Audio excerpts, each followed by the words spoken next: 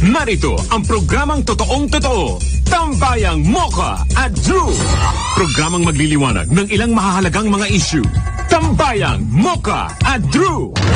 At ngayon, narito na sila upang maghatid ng saya sa bawat Pilipino. Mocha Uzon at Drew Olivar sa programang Tambayang Mocha at Drew sa DWIZ. Magandang tanghali po sa ating lahat, mga kasosyo, mga katambay. Ako po si Mocha Uzon, kasama ko si... Bakla pa rin, bagong taon na, Drew Olivar. Dito sa Tambayang Mocha, true of course, Attorney Trixie Cruz Angeles. Magandang tanghali. Attorney Trixie, paki-introduce na po ang ating espesyal na panauhin. Ang ating regular guest, si Attorney Nick Nangit. Magandang hapon. Welcome! Tax Guru. Yeah, sa lahat ng katambay at kasosyo. Yes. Ayan. Bakla, anong balita sa'yo? Hindi, ang balita na naman sa akin, madam, parang sawing-sawi ako parati. Hindi naman. Alam mo naman. Hindi, madam. Oo, Kasi bakit? Nagpabili ako ng kongko, ng T-shirt. Nazareno shirt ko. Naka-Nazareno ka na t-shirt. Nagbigay-bigay ako ng magkano, 300 pesos. Tapos, yung sinabi ko sa kanya, yung tama sa akin, tignan mo naman binigay sa akin, madam, small. Ay, bakit Talaga small? nag-jacket ako, tignan mo, para akong lumpia dito. Tanggalin mo nga yung jacket mo, ano itsura, hanging. Naka-midriff. Midriff. Tignan mo naman. Ay, ala. Diba? Bakit Mga small? humihinga yan, partida pa yan. Si Nazareno, tumabaw tuloy. Midriff. Kaya tinakpan ko lang, basta maisuot ko lang talaga. Excited ko kasi isuot to. Tapos bumili sa akin talaga. Hindi man lang talaga nag-isip, no? Hindi, nag-isip yun. Akala nila payat ka na. Ayan. Compliment yun. Thank you, Atty. Ay, bumaba. So, Hindi kasi mamaya may hirit ako. ay, magbubukas na ako ng furniture shop ko. Nasa coffee table book na yun, ano? Ay, madam, grabe ka talaga kahapon. Bakit? No? Kasi, alam mo, nung live video tayo, ang daming bumili sa akin. Ang benta talaga ng mga signature ninyo. mga signature niya talaga ang kwan. Ilan ang umorder sa'yo? Ay, madami-dami na rin yung mga Isa nag-umorder lang, pa lang. oo. Umorder, pero hindi pa nagbabayad. Hoy, magbayad naman kayo, no? At least maliwanag na ngayon, yung coffee table book ay walang kasamang table. Table! Table ka na, table. Ang yamat tong, ang yamat tong. Ganon talagang pronunciation. Tawa ng tawa sa attorney namin. Halina ako kasi doon sa yung sinut mo. Ayan, ingat-ingat po pala tayo ngayon kasi 100 na daw po ang parang tinakbo yata sa ospital dyan sa Fiesta ng Nazareno. Trasasyon ng Nazareno. Ayan. So, ingat-ingat po. Ako, hindi na ako makikipagsiksika, mas sisikip pa. So, ayan. Yung na parang maganda nga po yan na parang ang dami ko nakita doon na walang mga boobs. Hindi masikip. Nagulat ako. Ayan po. So, ingat-ingat po tayo. Sana po wala pong mamatay, di ba? Na parang, kung sinabi nga, pumunta kayo dyan para swertihin, di ba? Tapos mamamatay lang kayo. Mag-ingat kayo, minom kayo ng tubig, di ba? Para abutan ulit kayo ng isa pang transaction next year. Transaction. Transaction. Yung best kinurek. O, syempre, batiin din natin yung ating mga viewers sa Macau, China. Hello, Ruth Chel Torsende Polio. At meron pong nanonood din from Houston, USA, Ernest Palomar. Opo, at marami pang nanonood. Hello po sa inyo. Paki-share po ang ating live streaming ngayon sa DWIZ 882. Para swertehin, yung hindi magkukuhan, mag-share. Kasi swertehin lang ng konti. At least hindi nagsumpa. Ano bang pag-uusapan natin ngayon, Attorney Trixie? Diba merong supposedly, merong naipasa na bagong tax amnesty law. Dapat. Consonant ito dun sa Train 2. Dapat, diba, sa ating tax reform. Para mag-succeed ang tax reform, bahagi nito yung pagbigay ng amnesty dun sa mga matatagal nang hindi nakakabayad o hindi nakakabayad ng ayos para makabalik na sila at makabayad ng maayos na buwis. Kaya lang may developments sa natin eh. Tama yan, Attorney Trix, no? At saka ang Mocha and Drew, ano? Ang alam natin, last year, nung December, hinabol, di ba? Merong 8 na bills, panukala, na ibinigay na kay Presidente Duterte para pirmahan niya. At kasama dito, yung tax amnesty bill. Kaya lang, as of today, fresh na fresh, na-verify ko na because election time, naka-hold lahat. Okay? So, yung tax amnesty na yan is i-re-enroll sa House. Ibabalik sa House. Oo, kasi may mga babaguhin sila, or maybe kung hindi babaguhin, ayaw lang nilang hawakan kasi nga election time. Dahil right or wrong, kung ano man nasasabihin ng tax amnesty na yan, baka hindi magustuhan ng mga taong bayan. So, magiging reflection sa kanila, syempre ang habol ng mga tumatakbong politiko, ihalal sila. Since may tax amnesty, naka-hold muna. So, right now, wala pa yung bill. Kasi, although may copy na si President Duterte, i-re-enroll daw sa House. So, today, walang pasok ang Senate. Okay? Normally, kahit na ganitong translasyon, pasay naman ng Senate at nasa Manila, normally nagkakaroon niya ng pasok, ha? Lalo na nung si Senator Pimentel pa ang Senate President. Yun nga, bagyong-bagyo, hindi pinapaalis sa mga tao kami. Hindi kami pinapaalis. Ang reason niya, nandun na kayo. Waterproof? Oo, waterproof. Nandun na kayo, ba't pa kaya aalis? Tapusin nyo na. Oo. Pero si... May point naman. Si Senator Soto naman is, since nandyan, wala namang pasok at yung mga tao ay nanggagaling kung saan parte ng Manila, Metro Manila, di walang pasok. Kaya wala silang pasok ngayon. So, yun ang latest sa tax amnesty. And then, yun namang Train 2, okay, na sinimulan na, naka-hold rin. Wala sa agenda this week, wala rin sa next few weeks na agenda. Ibig sabihin, hindi nila tatalakayin yung Train 2. Ngayon, para sa kaalaman ng mga katambay natin at kasosyo, ang Train 2 po ay tungkol sa mga insentibo na binibigay sa mga korporasyon at partnerships, yung mga may negosyo, insentibo. Unlike yung Train 1, ang sinakop dyan lahat ng klaseng taxes halos. Okay? So, income tax, kung kumikita ka bilang empleyado, kasama ka doon. VAT, ayan, donors tax, estate tax. Yung Train 2, naka-hold ulit. So, in other words, walang pending ngayon na tax law or tax bill.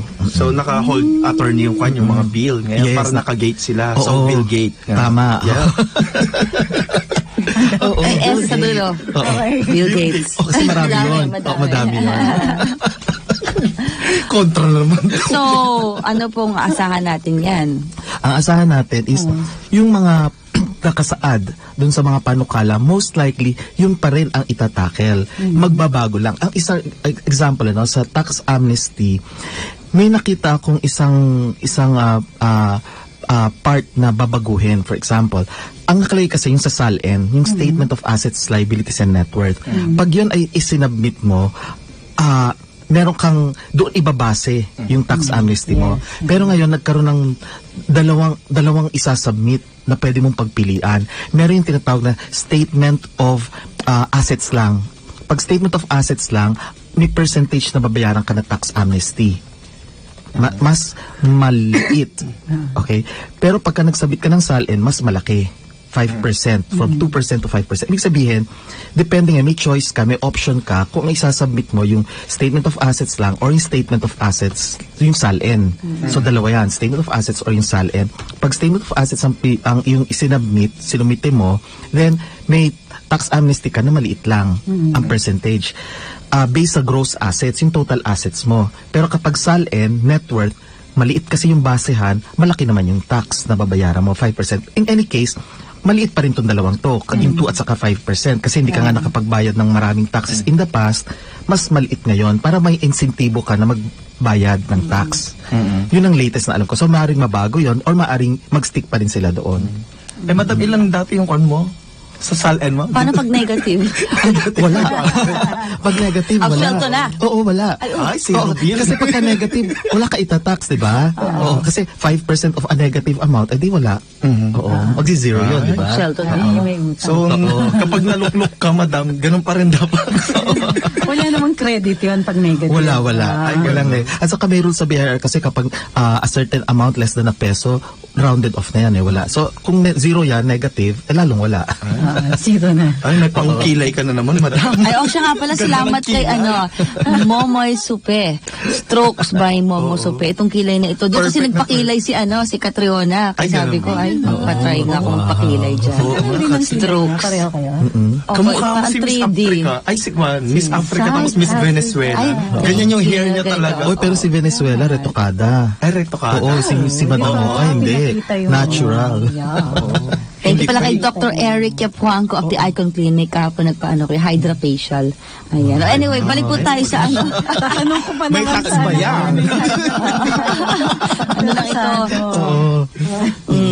Yes, Attorney Nick. So yun nga, yun sa, kung sakaling i-re-enroll, ibig sabihin ng re-enrolling is uulitin nila yung proseso. I-re-refile, uulitin yung proseso sa House. Kasi hindi pwedeng, pagka tax bill kasi, or panukala tungkol sa buwis, hindi pwedeng magsimula sa Senado. Magsisimula yan dapat. Nasa saligang batas natin, tama, sa House of Representatives. So, kung i-re-enroll nila yan, ibig sabihin, may mga babaguhin sila mga provisions nung tax amnesty bill.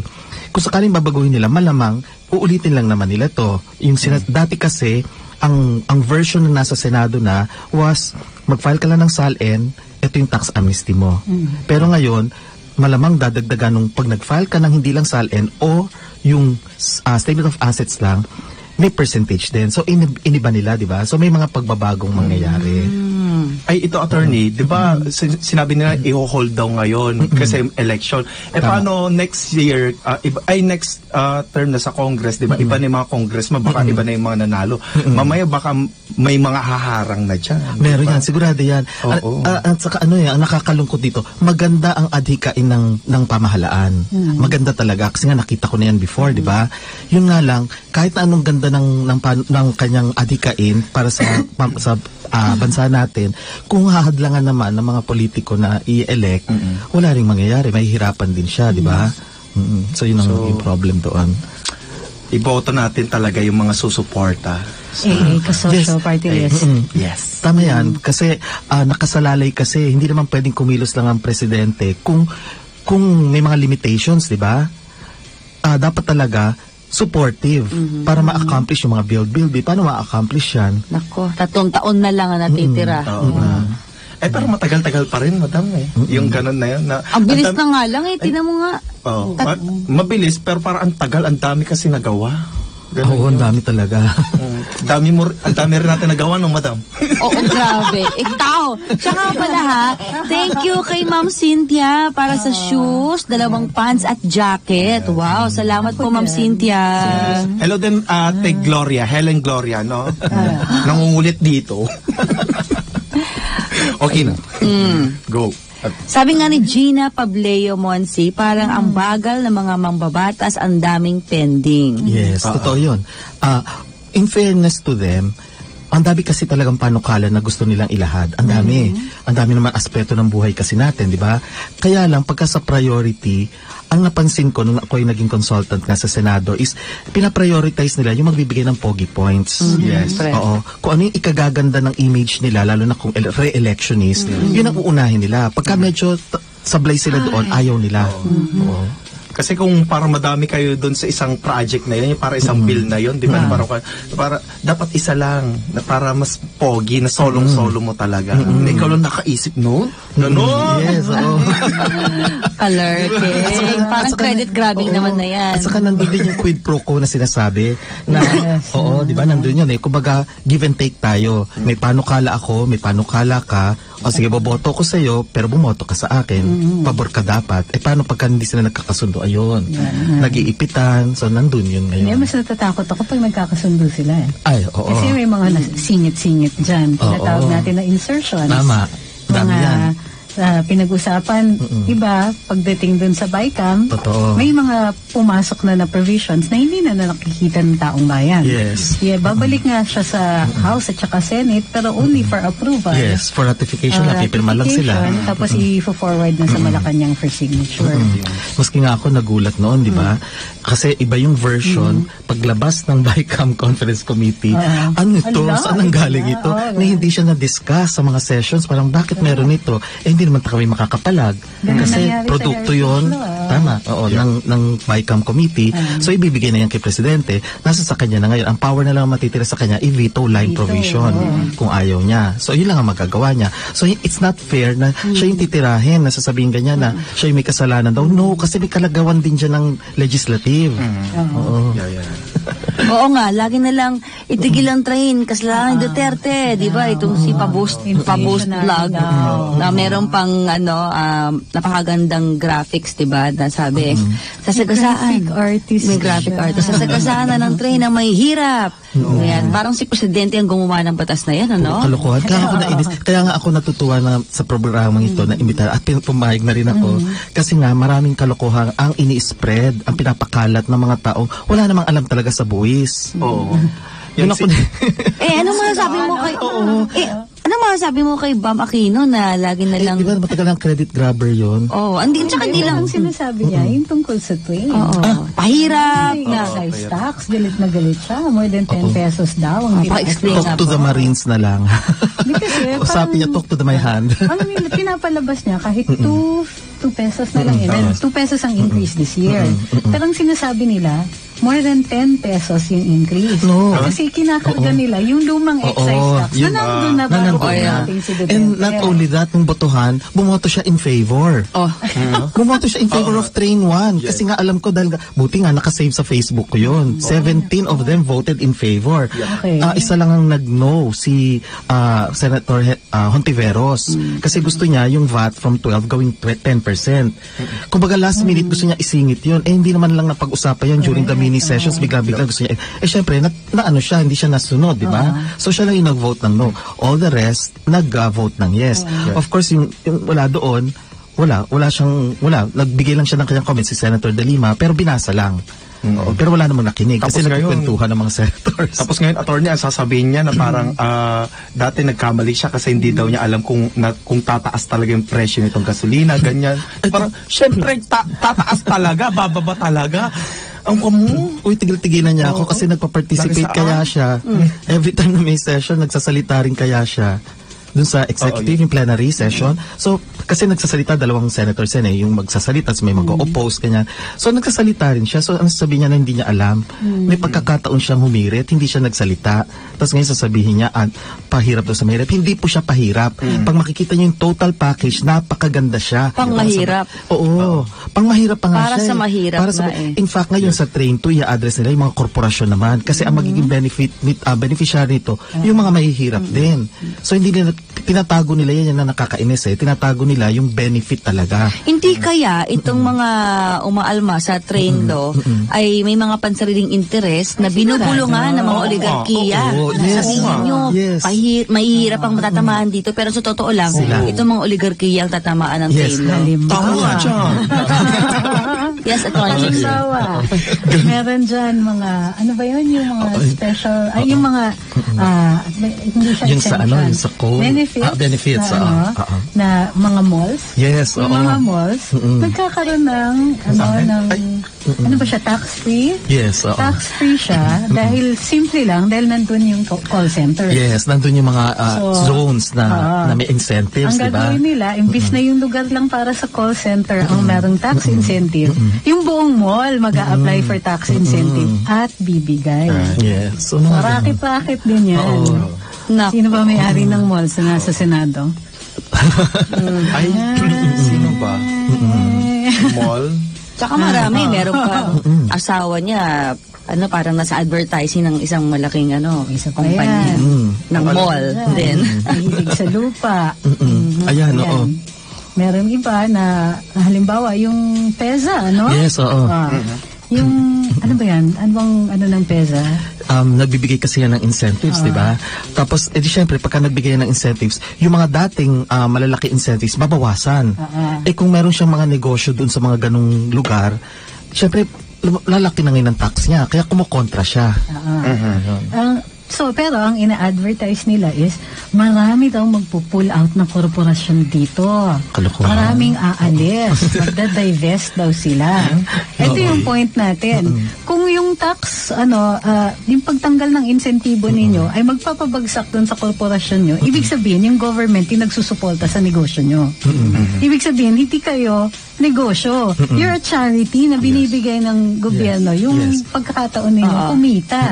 But you're not giving anything back. Kasi nga, wala kang buwis eh. Yes.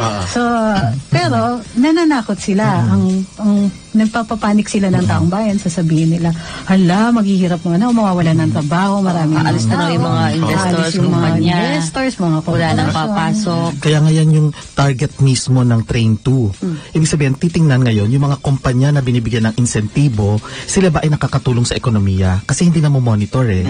Nakakatulong ba sila? Pangalawa, yung bang kanilang mga produkto ay nag-generate ng ang trabaho. Yung mga at saka ang napansin kasi ng Department of Finance, maraming loopholes. Ibig sabihin, kumbaga yan ay drum, ang daming butas. Na ang nakikinabang lang talaga yung mga expats o kaya yung mga may-ari. Hindi yung taong bayan talaga. Hindi tayo nagbe-benefit kasi incentive sila. Imagine 10 years na sila, may incentives pa rin. And normally, 2 years lang yan. Kaya nga lalagay dun sa tax, dun sa Train 2, lalagyan na ng tinatawag nating sunset provision.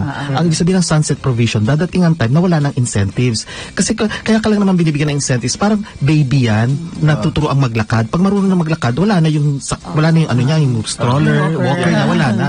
Ito, ito mga 10 years na meron pa rin. Kasi nga, maraming batas na pabor sa kanila. Eh, syempre, pabor to. Dahil naglabi sila Charity sa mga... na nga, Charity. Yun, tama. Forever baby face. Correct. Di ba ba? Kaya pala walang nangyayari sa atin. Tapos Sila, isang sektor lang ang yumayaman. Yes, at saka hindi nila sinasabi na among the incentives na ibibigay sa Train 2 will be kapag ikaw ay nag-hire ng maraming tao, meron kang benefit, bibigyan ka ng tax benefit. Hindi nila sinasabi yan. Ibig sabihin, maganda yun, di ba? Kasi mga tao, magkakaroon ng employment, magtatrabaho sila. Another, kapag ikaw ay nag-set up ng business doon sa mga calamity-stricken areas, o kaya yung mga naapektuhan ng mga terorista, let's say Marawi, nagtayo ka doon, may tax incentives ka rin. Di ba maganda yun? Kasi paano mahikayat ang mga negosyo na mag-set up sa, let us say, sa tinamaan ng Yolanda, sa Leyte, di ba? Or Samar, or paano sa Marawi, di ba? So, bibigyan ng incentives. Hindi nila sinasabi yan. Ba't hindi nila sinasabi? Part yan ng Train 2. Di ba si Pangulo rin mismo nagsabi na, sige, gusto ninyo ng incentives, patayo kayo dun sa Marawi, kahit kahit 10 taon na incentives, kahit 20 na taon na incentives, patayo kayo dun. Wala yatang takers. Walang takers. Kasi nga tatamaan sila. Mga sinungaling kasi. Oo. Dahil lang po, meron na pong papasok po na report. Sitwasyon sa Plaza Santa Cruz, kaugnay sa traslasyon. Patrol 9, J. Mark Dagala. Pasok.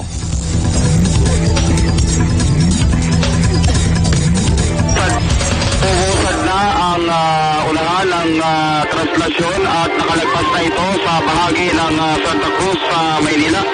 At sa ngayon ay nagsisimula na ang mga panalangin dito sa gilid ng simbahan ng Santa Cruz habang hinihintay ang pagdaan ng andas ng Senyor Nazareno dito sa bahagi ng Santa Cruz, Maynila. Ang mga panalangin ay pinangungunahan ng mga kaparian ng parokya ng Santissimo Sacramento, yung Parish of the Blessed Sacrament dito nga sa Santa Cruz.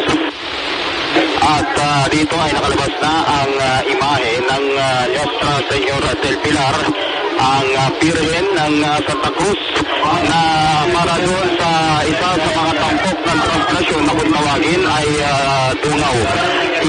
Ito ang unang isang unang malaking prayer station na itinalaga dito ng mga organizer ng Translasyon 2019.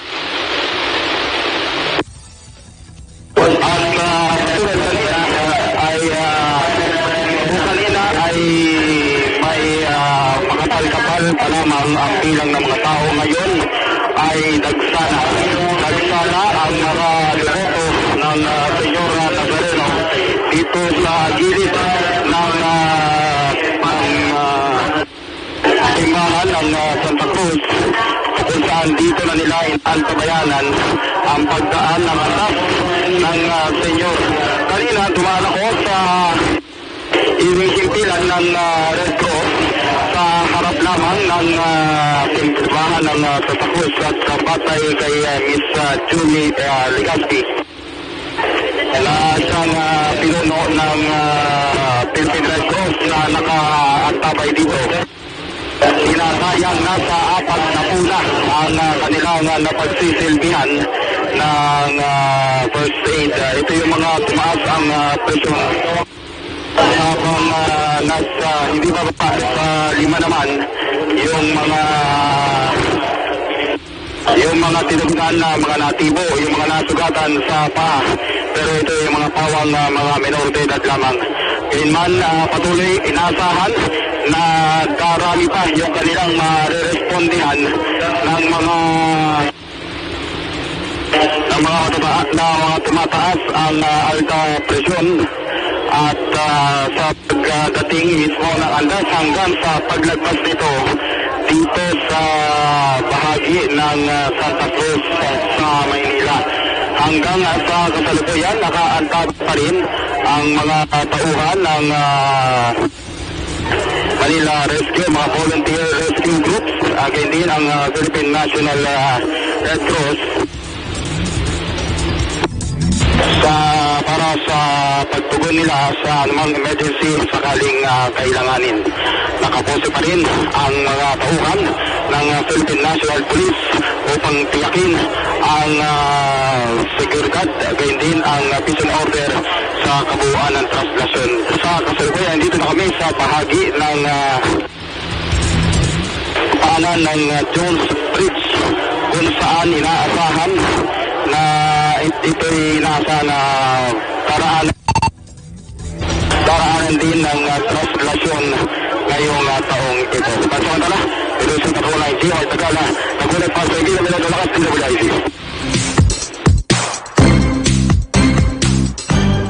Maraming salamat, J-Mark Tagala mula sa Plaza Santa Cruz. Okay, yes, Drew. May tanong ka pa kay Attorney Nick? Ako, may tanong pala ako. Attorney, sa pagdating dito sa tax laws, yung sinasabi mo nga na masyadong maluwag, maraming butas, loopholes dito sa bansa natin, kaya hindi tayo muunlad. Ano ba yung tax law sa Singapore, sa mga mauunlad na bansa? Yes, maganda na tanong yan, Madam Mocha, no? Kasi, alam mo, tama yun, sa Pilipinas kasi napakaluwag talaga ng ating mga batas. At saka, hindi sila parang hindi nag-usap-usap kasi marami tayong mga investment promotion agencies or IPAs na tawag sa kanila. Ito ang mga nagbibigay ng insentibo. Marami kasing batas na nag-create sa mga IPAs. Iba-ibang insentibo na binibigay ng bawat batas. May isa nagbibigay 5%, may isa nagbibigay ng ganitong 3%, iba-iba. Ngayon, tuloy, nagkakaroon ng butas nga yung loopholes. Okay? Compared sa ASEAN region, mas stricto sila doon. Una, ang incentives nila only for a limited period of time. Ibig sabihin, let's say 3 years lang or 5 years lang, hindi na pwedeng i-extend. Okay? Sa atin, Pang-engganyo. Okay. Kaya nga maraming naglilipat doon or maraming nagtatayo, di ba? For example, Vietnam or Thailand. Ano yung halimbawang incentives na ibinibigay sa Vietnam? Ganun din. For example, income tax holiday o yung sinasabing ITH, income tax holiday. Ibig sabihin ng income tax holiday, wala kang babayaran na tax for a certain period of time. Sabihin natin 3 years. Okay, so sa loob ng 3 taon, from the start of commercial operations, yung tinatawag na SCO. Kapag nagsimula ka, kunyari, ito 2019, ngayon ka mag-start, up to 3 years. So 19, 20, 21. So up to 2021, wala kang babayarang taxes. Okay. Yan ang income tax holiday. After that, tapos na. Normal taxes ka na. Pero sa atin, iba. So, after ng 2021, pwede ka magpa-extend pa. Tapos, pag bumaba na, hindi ka babalik sa normal. Meron ka pa ring beneficial tax babayaran. Ibig sabihin, kung ang current rate ngayon is 30%, okay, sa ating batas, bibigyan ko una ng incentive, yung ITH, okay, good for 3 years. After that, mag-extend ka, 5% na lang. Maliit pa rin, compared sa 30. So, tapos, walang sunset provision. Ibig sabihin, tuloy-tuloy lang. Oo, baby ka forever, di ba?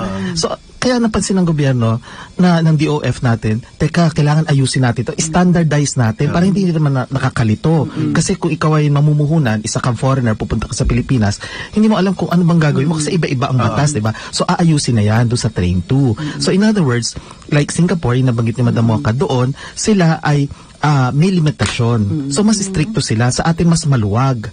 So, ipinapantay lang natin para maging competitive tayo. Yun ang hindi nila pinopoint out. Sinasabi nila na hindi daw maganda to sa mga negosyo at maglilipat. Hello, paano sila lilipat doon? Wala nang benefit Wala na doon, rin di ba? benefit doon. 3 years lang, tapos na. So, kalokohan yung sinasabi na gano'n. Ngayon, January, di ba, filing po ng tax. Ito pong... Hindi. So, hindi pa, Hindi, for filing ng income tax is April. Pero yung sa negosyo po, yung sinasabi natin.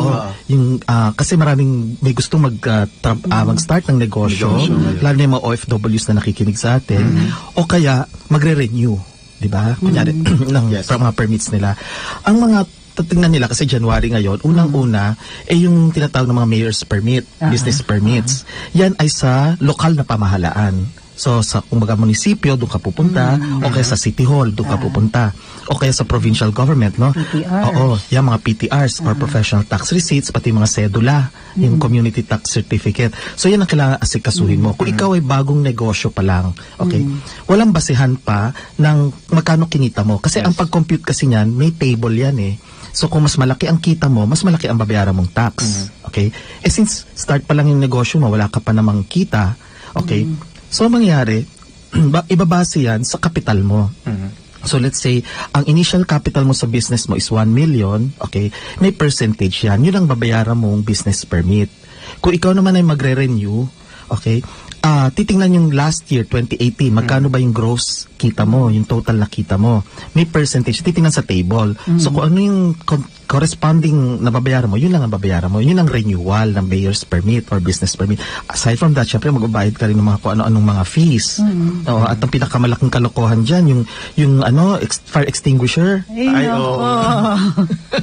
talaga. Yung kailangan magkaroon ng fire extinguisher. Tapos, nire-replace yun every parang 2 years. Yes, tapos sasabihin pa sa'yo, bumili ka, may re-refer ako sa'yo. Sasabihin mismo ng mga munisipyo, may re-refer ako sa'yo.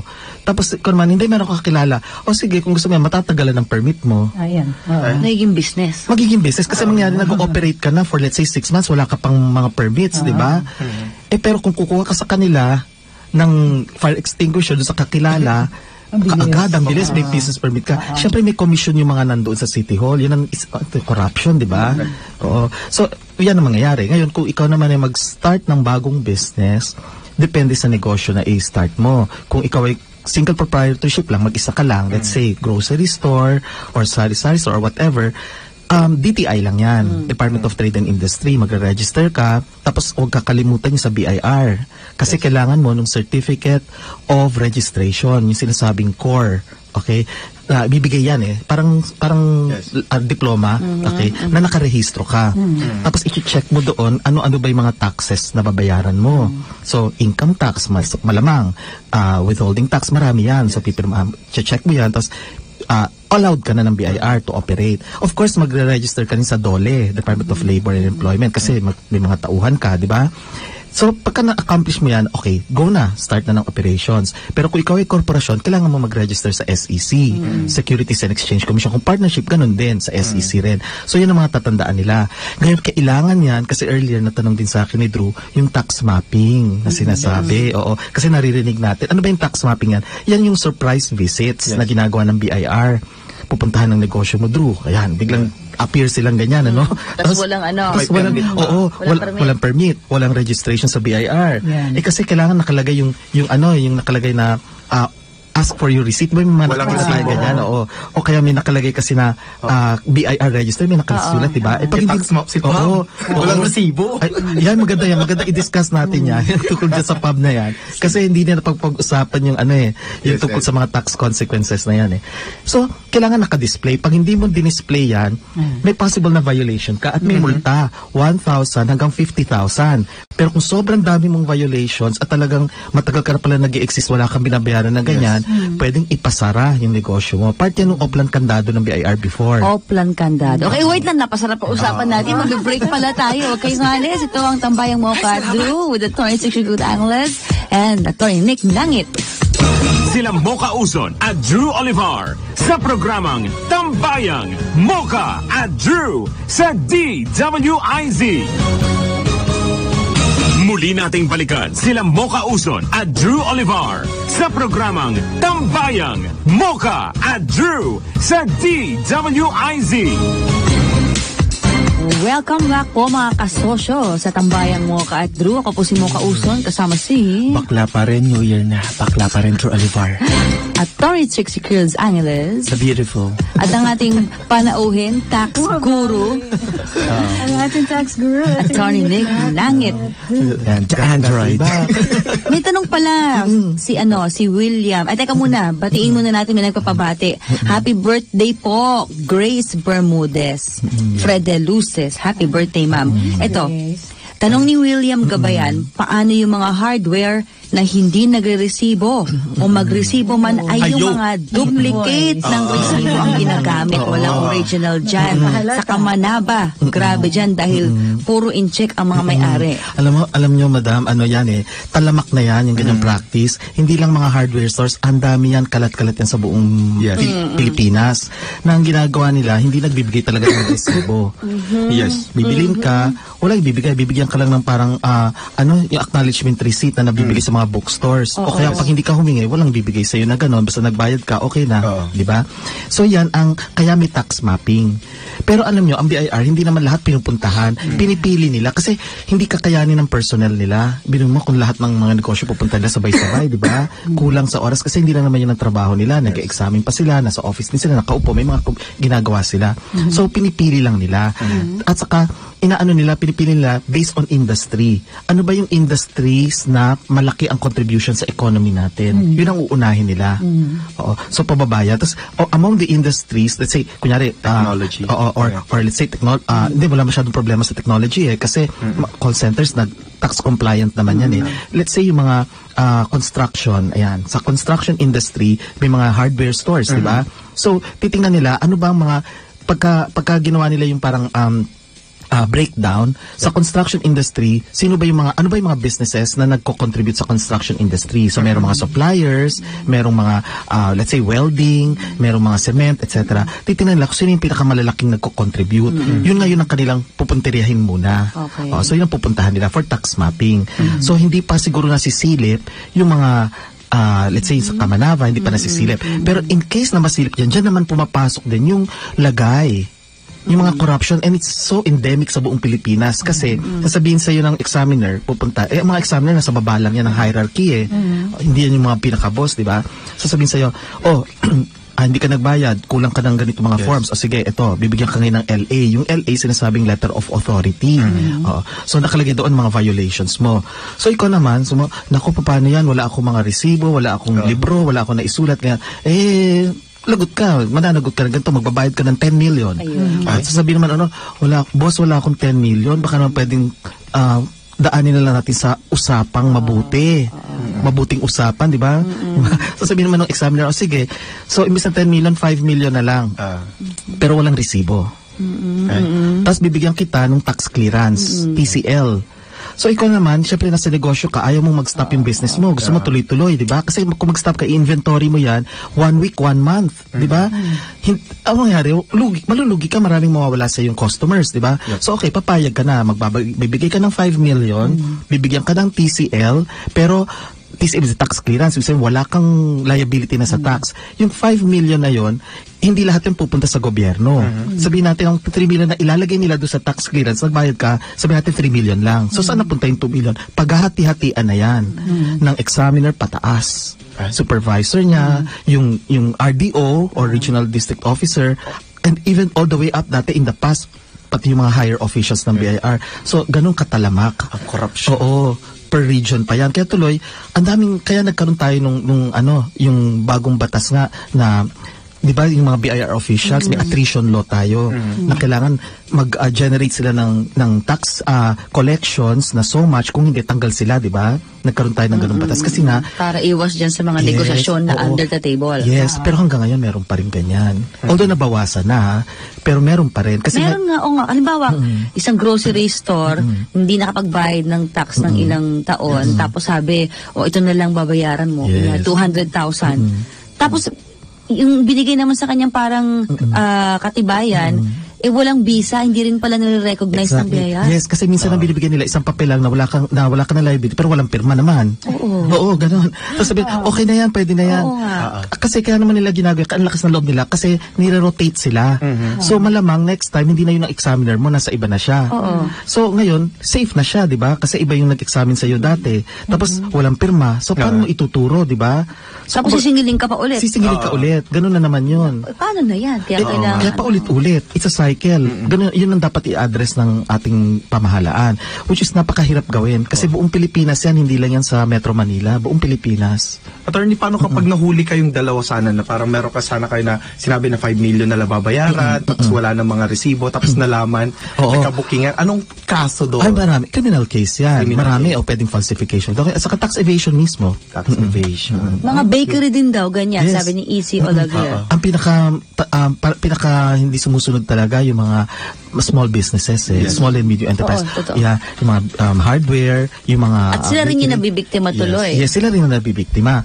Pero ang siguro maganda rin malaman ng mga nakikinig sa atin, mga kasosyo at saka mga katambay natin na meron tayong batas din tungkol sa mga small and medium enterprises na pwede nilang i-avail ang mga benefits. So wag silang matakot sa mga BIR kasi so long as sinusunod nila. Kasi may mga benefits sila eh. Ibig sabihin, lower ang taxes nila, tapos hindi na sila magre-register ng kung ano-ano. Pag in-avail nila yan, makakaliit sila ng taxes, hindi sila kailangan maging corrupt. At saka sumunod na lang tayo Sumunod sa talaga. batas. Oo, tama yun. So, Atty. Nick, kung naipasa sana yung Train Law 2, dito papasok yung amnesty, di ba? Ganito yan eh. Ang amnesty kasi is actually part of Train 1. Kumbaga 1B. Kasi 1A lang yung napasa na pinirmahan ni President Duterte, di ba? Yung 1B is part of Train 1. Okay, tax amnesty. Kaya lang, nung time na yon, 1 day lang kami nag-usap noon. Nagkaroon ng committee hearing on that. Kasi sobrang masalimuot, kukulangin yung oras. Kaya sabi nila, let's just move it to next year, which is 2018, last year, no? So 2018, saka lang nila diniscuss yung tax amnesty, which is actually package 1 pa rin yun, pero B. Okay. Ngayon, yung Train 2, sinimula na yun last year. Pero, right now, naka-hold. Hindi kumikilos ang Senate, it's because na election time. So, naiipon lahat yan. Naipon lahat yan. So, malamang after election, doon nila ulit bubuksan yung Train 2 na. Ang mahirap nito, yung ating pamahalaan, yung administration, maantala sila sa mga projects. Kasi saan nila kukunin yun, di ba? Yung pera, pampondo ng mga build natin, o yung mga healthcare natin, o kaya yung mga sa tertiary education natin, di ba? O yung pantawid pasada. Saan kukunin ngayon yan? So, yun ang mahirap doon. Kumbaga, naiipit din ang pamahalaan natin. Hindi niya fault yun kung hindi ma-accomplish lahat yan as scheduled. Kasi fault ng mga mababatas yan. Fault na mababatas talaga yan kasi ayaw nilang aksyonan kaagad. Eh bakit na ayaw nila aksyonan? Eh kasi nga, masisira yung pogi points nila, yung image nila. Yun ang problema doon. Attorney Trixie. Yes po. Yes. Asang halo ang politika sa tax eh. Ay, teka lang, yung yung resibo. Ay, oo. May tatanong ka, Drew, di ba? Yung paano yung kapag sa social media. Ayan. Yung pabus. Di ba pag nagsasend si Chris Aquino, di ba, mami naman na siya, di ba, ng pera, di ba, na para, public knowledge na yan. Oo, doon sa Nagbabayad Facebook, di ba, nagbabayad siya. Tapos, syempre, ito may gumagalaw yung si Pab, di ba, na parang meron silang, dapat may tax yun, di ba? Kasi ganito yan, kung nagpapaboost, ang boosting kasi is magbabayad ka, di ba? Through credit card yan or debit card eh. Lumalabas yan sa Facebook eh. So magbabayad ka para mas malaki audience mo. Paano pinapadala yung pera? Okay? Kung ang pub, di ba, it's just, it's not even, I don't think it is registered, ano? If it is registered, sabihin yung sa government, nakarehistro siya as probably a single proprietorship or organization. Malamang page lang yan sa Facebook. Ngayon, in case, yun nga, nagbibigay nga ng pera, magkakaroon ng possible tax exposure dyan. Ibig sabihin yan, pwedeng may liability for donor's tax. Ayun. So yung donor, si Miss Chris Aquino, kung siya ay nagbibigay ng pera, it's a form of donation, may donor's tax siyang babayaran. Since hindi malamang walang binabayaran ng tax, patay na. Kasi pagka hindi nagbabayad ng tax, again, possible tax evasion yan. May withholding taxes pa yan. Plus, registration pa. So, failure to do all, plus bookkeeping requirements. Kasi meron tayo, nakakalimutan na marami, meron tayong bookkeeping regulations, that's Regulation 5. 19 kopon-kopon pa yun, ang tagal na noon. Hindi pa nasisilip yun. Kung yan masilip, maraming liability sa tax. Ang PAB at saka si Miss Chris Aquino. Attorney, kapag kapag politiko sana, yung kwan natin, yung may-ari ng page, tapos yung example sana, Hontiveros, ang kanya dyan, tapos may donations, pwede ba siyang kwan? Yung parang may kaso ba yun, attorney? Dapat may donors tax dapat yun. Kung sino man na nagdo-donate dun sa page na yon, may donors tax yun. Oo, dapat meron ganun. Ang problem lang, hindi pa siya na-monitor ng BIR. Kasi nga, ang internet is so wide, so hindi mo malaman yung kung saan yung source talaga nang gagaling Pero dapat technically, dapat talaga meron siyang tax. Pati nga yung pinopromote nung Rappler, di ba? Yung Rappler, yung nagbigay sila ng promo. Donations. Yeah, donation diba? also. Call for subscription. 3,000 a year ba yun? 3,500 yata o 3,000, oo. Ang tanong ko dyan, kasi I wrote again that sa Facebook ko, no? Sabi ko, yan ba ay, una, allowed ba yan ng Articles of Incorporation ng Rappler? Yung parehong Rappler, kasi yung isa holding company, allowed ba sila? Pangalawa, assuming allowed sila, is that not registrable sa DTI? Kasi it's a form of advertising Third, kung siyan ay magiging parang membership, wala bang donors tax yan? Kasi magdo-donate ka lang on the assumption na bibigyan ka ng mga exclusive online use daw. Donation pa rin siya. So, may possible exposure again to donors tax. So, yan ang isa na namang ilalagay na naman nila ang sarili nila sa mantika. Si Banat Bay, meron yatang hirit. So, sinasabi niyo, sir, dahil mahirap supposedly internet, diba? Kaya lang, itong situation na to, umamin na So, yes. Klaro na nag-donate siya. Yes. Kung ganun, nasa sa BIR na ngayon to act on it. So, BIR, baka naman gusto niyong tingnan ito, o isa rin kayong parang media na takot kay Chris Aquino. Paki naman, please, mga taga-BIR. Di ba malalaking At saka, ang BIR, the Commissioner of BIR has the power to act on its own, na talagang investigahan ka agad. Maganda sigurong tawagan din natin bukas ang BIR, Alamin natin. Kasi ito, umamin Sana kung naintindihan ko yung sa internet na ang hirap hanapin kung sino yung naglalabas ng pera. Pero ito, umamin. So talaga nag-donate. Wala tayong magagawa dyan kasi highest taxpayer daw celebrity. At saka mismo si Nico Francis, di ba siya rin nagsabi, I am a CPA, I'm an accountant, I keep all receipts. If that is so, kung totoo may receipts siya, mas madali for BIR. Kasi paper trail meron audit trail madali. Pwede ba isabina ng Yes, the BIR has the power to do that. Kasi nga ang BIR, meron silang, very full ang power ng BIR, commissioner, to look into this. Hindi kailangan may mag-complain muna. Kaya yan gawin ng BIR. So, pwede rin gawin mismo ni Nico ito. Yes, pwede. Sabihin niya na ito yung ni Chris at tingnan kung nagbabayad nga ng tax. Yes, pwede niyang gawin yun. Ilabas mo na, Nico. Pag nilabas mo yan, pag tumakbo ka. Naku, may translation tayo. So, attorney, pag-usapan naman po natin yung about dun sa mga online shop. Ayan. Paano yung tax, niyan? Sa mga online? Dapat technically, again, taxable dapat yan. Technically, oo. Kaya lang... Paano ito, nagbebenta ng coffee table book? May tax yan daw. Buti walang coffee at walang table. Kasi mas malaki yung tax noon. Sige, true. Okay, sige, ano po, ang scope ng taxation sa online. When I did my paper kasi sa law school, I talked about the taxation of internet transactions. At ang aking naging conclusion doon, together with a classmate of mine, dalawa kasi kami, conclusion namin, it's desirable na i-tax siya. Okay? The problem is, it's so hard to implement. Kasi nga, maski yung OECD, yung Organization for Economic Cooperation and Development, OECD sa buong mundo, problem din nila yan. Na maski sa ibang bansa, ang hirap i-tax yung mga online transactions. Kaya yung online shopping, mahihirapan talaga mag-tax. Pero desirable na talaga itatax sila. Now, assuming na may mga receipts silang ini-issue, assuming lang, meron ka pa namang way out. Kasi kapag hindi ka lumagpas ng 250,000 na sales in a year, wala kang tax. anything above that may tax. Pero again, papasok ulit yung 92,000 na ceiling on fringe benefits Hindi ba and other na benefits. yung tungkol dun sa healthcare? Ay, sa insurance, ano ba yan? Health insurance. Yung premium on health. Yes, Like yes, yes. nag-issue ng BIR, Yes. ng parang memorandum, diba? BIR, Memorandum order. na hindi na siya kasama dun sa Yes, computation. hindi na kasama yun sa computation. So maganda yon yung development na yon. So in other words, kung ikaw ay online shopping at ang kita mo sa buong taon is hindi ka lumagpas ng 250,000, tapos idagdag mo pa yung 92,000 na ceiling on mga 13th month pay. Kung hindi ka lumagpas doon sa total na yon, wala ka pa rin babayaran na tax. Ito mga online shopping naman, hindi naman ganun kalaki talaga eh. Hindi naman to nakabenta. Di ba? Hindi ka nakabenta. Kaya ako nga nakabenta, magbayad ka, order kayo ng order. Pinakuha nyo na naman ako.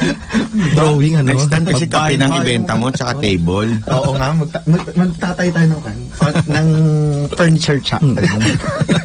Ay, binabati ko pala si Engel Balagtas, watch you from Saskatoon, Saskatchewan, Canada. Ayan, binabati ko rin po si Cynthia na nagbigay sa akin ng sobrang gandang ballpen. Ah, di ba? thank you, Ma'am Cynthia. Salamat po. Pinabati ko rin si Chris Aquino, pabus naman ito, please. Thank you. Binabati ko rin po si Pab ngayon. Gusto naman ang kasal. Hindi, actually may nagtanong nga dyan, busy pang mag-sponsor si kung ikaw ba'y kakasal, may time ka pa bang magaganyan? Sumasagot. Hindi naman siya ganun kadalas mag-post, ha? Pero Ewan ko kung bakit kinoconsider siya na top vlogger. Pero kahit na ibig sabihin, ako hinala ko talaga may iba may ibang operator. Meron yan. Yung Pinoy Ako Vlog. Meron din ang isa yan. Meron ang team, may webmaster, meron pang graphic artist. Malaki yan. So, yan pala yung well-oiled. Yan ang well-oiled Well-oiled, infrastructure na sinasabi ni Unfortunately, Aling hindi Lenny. subject to excise tax kahit na well-oiled. Oil pa rin sana. no? Ibang lalis kasi yun. Ang oily skin, hindi rin. Oo, Parang hindi si rin. Drew. Ay! Ay! Kaya magpa-hydra facial ka na sa the icon. Hindi na tayo. Basta libre, ha? Facial na yan, ha? Yapwang ko. Habol na naman. Ay, maiba po tayo usapan. Tony Nick, may nagpapatanong dito. Sabi daw, naglabas daw ng statement ng COMELEC na i-regulate ang social media pagdating sa eleksyon sa How campaign. it will be implemented. Medyo mahirap yun, di ba? Oo nga. Pati nga yung expenditures hanggang ngayon, di ba, may mga pending cases pa dyan. Mga expenditures, yung lumagpas ka sa allowable expenditures pagdating sa election. At saka naging contestable din yung donations. Kasi it's a form of donation again. Maraming hindi nagbabayad ng donor's tax sa election. Yung mga supporters, lalo na in the past, so nag-donate tapos hindi nagbayad ng donor's tax. Actually, dapat medyo baguhin yung dyan Kasi paano yung mga OFW din? Pag nag-donate sila, Pero hindi. Kasi ang OFWs kasi, ang basic rule natin sa taxation is jurisdictional, only in the Philippines. yun na nga. So, paano kung taga-ibang bansa? Yun. So, hindi sila sakop. Hindi sila sakop. Ang mahirap pa nito, kung yung perang malaki ay manggagaling sa isang organization outside the Philippines. Kasi So, mahirap ganun na taksan. nga nangyayari, di ba? Tama yun. Mahirap taksan. So, alam nyo na, mga OFW. Attorney, baka makalimutan natin yung tungkol sa sa balikbayan box. Ay, oo. Na pending natin last Christmas pa yun. Ang balikbayan boxes kasi, may ano na siya, tinaasa na yung exemption from tax and duty free na yan, di ba? Dati 500,000 lang, tapos ngayon 150,000 na ang exemption. So, at saka may mga qualifications yan. Kailangan pag nagpadala ka, hindi commercial quantity. At saka limited lang yan to, let's say may certain kilograms, let's say cosmetics o kaya food. So may mga limitations. At saka 3 times a year ka pwedeng magpadala. Yung availment na sinasabi, mga OFWs natin nagpapadala. At saka pag nagpadala ka, hindi ka pwedeng magpadala sa mga kaibigan mo lang. Magpapadala ka sa kamag-anak mo or sa relative mo within the 4th degree of consanguinity. Yung kadugo mo, 4th degree. So, doon ka pwede magpadala. Ngayon, yan kasing balikbayan box na yan para sa kaalaman ng mga nakikinig ay nagsimula yan kasi nga meron tayong tariff and customs code. Okay, sa mga taxes naman yan pagdating sa importation, iba yan dun sa tax code natin na tungkol sa mga income tax, magkaiba yung dalawa. So pag ikaw nag-i-import, subject ka to duties, pinasabing duties. That was 1957, President Carlos Garcia pa yan pero nung si President Cory Aquino na naupo, executive order gumawa siya. So, nung time na yon, she has all powers, di ba? Yeah. Both legislative and executive. So, sino ngayon na diktadura? To some degree. To some degree. Kasi Oo. she determined that the courts will continue. Yeah. Supreme Court lang naman pwede magsabi, no? Tama. So, she exercised so much powers noon. So, siya yung talagang dictator nung time na yon, okay?